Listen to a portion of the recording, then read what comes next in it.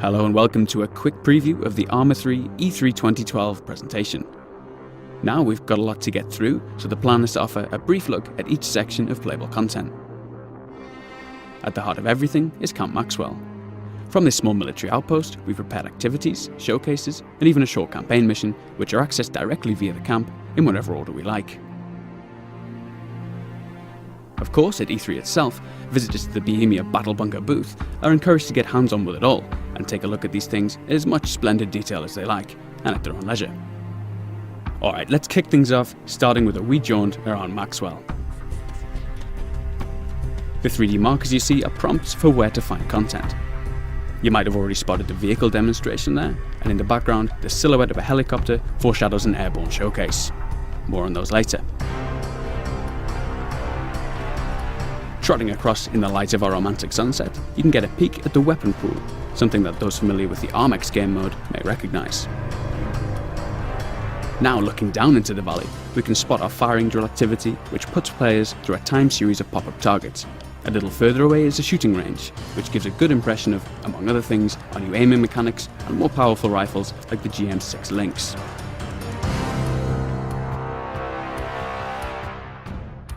Alright, let's get serious now and crack on with the vehicle showcase. The cabin of the vehicle offers a few nice features.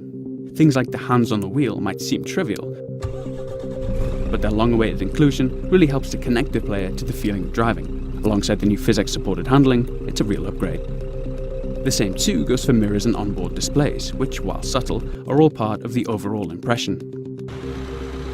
So, up ahead lies a bunch of enemies, and I've got a grenade launcher on the roof of this vehicle.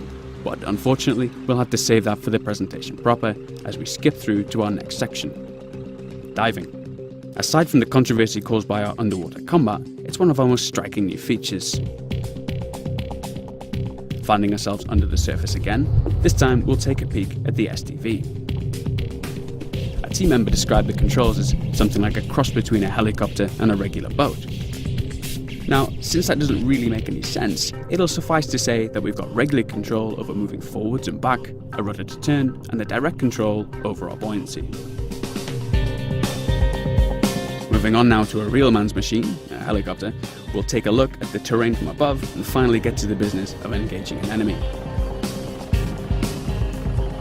Skipping between the trees, we'll target a lightly armoured vehicle and take a look at radar installation Mike 26 from above.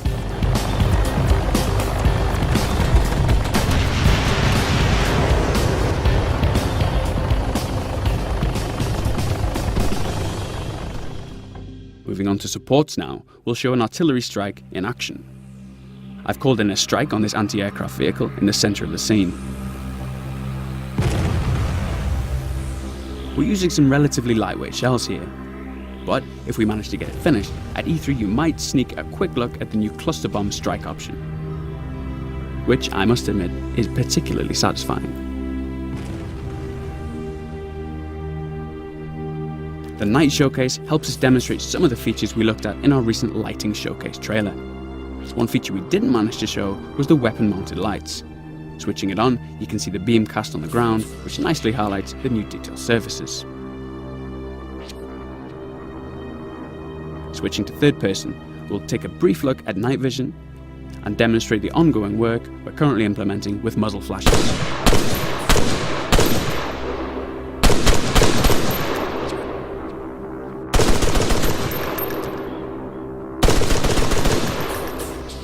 Okay, last up is our infantry showcase. Obviously there's a lot to show here, but I'd like to take a quick glimpse of some of the new animations. There's the previously mentioned tactical pace, which is a little slower than running, a little faster than walking, and fatigues the player more by way of our new fatigue and encumbrance system. There's also a few new crouch and lean options. Taking cover behind this wall and disposing of our enemy, I'll demonstrate popping it down, and naturally popping up a little higher than the default stance too.